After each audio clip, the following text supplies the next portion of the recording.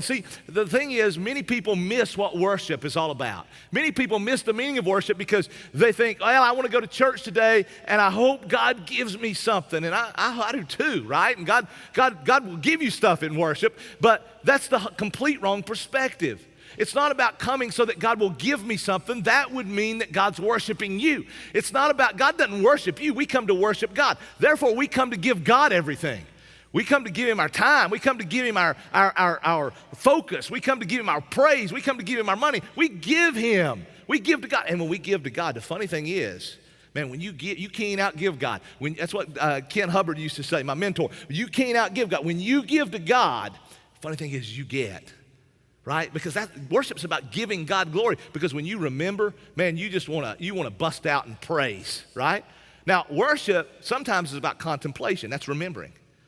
Sometimes worship's about confession. Sometimes worship is about lament. We talked about, there's a whole book called Lamentations.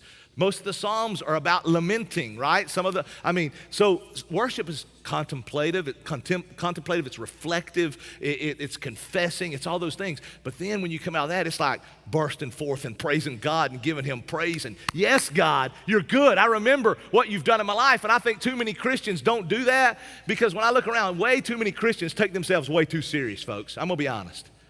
I mean, man, I see Christians, and they're some of the tightest people I've ever seen in my life. If I wasn't one, I wouldn't want to be one watching some of them, right? I mean, they're so tight, and I believe it's because all they've been taught all their life is what you can do and what you can't do, and this is the rules, right? I mean, man, you think about it. I mean, right? I mean, somewhere down the line, Christians are not supposed to dance, right? Now, that's not real. That's not true. I want you to know. But somewhere, someone come up with that, right? And I think it's, the whole drinking, dancing, playing cards, and all that kind of stuff, because the church was on one end of the town, saloon was on the other. Anything that went on in that area is wrong, right?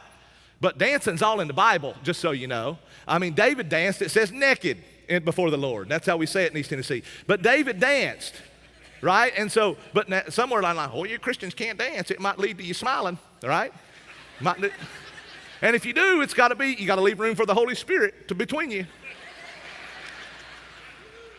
I mean, man, Christians we need to loosen up and we need to worship, right? I mean, we need to be serious. Don't get me wrong. We need to be contemplative. But man, we need to loosen up. When I remember, God, you saved me. God, you redeemed me by your grace. I didn't deserve it. Wow. God, you're awesome, man. Woo, I mean, man, I want to worship you. And sometimes, this is funny, we come in and sometimes I look out at worship and it's like, oh, you're awesome. God, how great thou art. I mean, God, we can sing those songs and sometimes we get a little happy. We start to raise our hand. Let me tell you what some of you think you look like. You're a little bit afraid to do that. Some of you think you look like this when you worship, okay? This is what some of you think you look like. I can't do that, Lord. They'll think I'm crazy.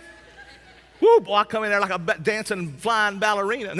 Now, this is what you really look like, Anybody watching? Point is, folks, we need to, when we remember what God has done, man, it should cause us to celebrate.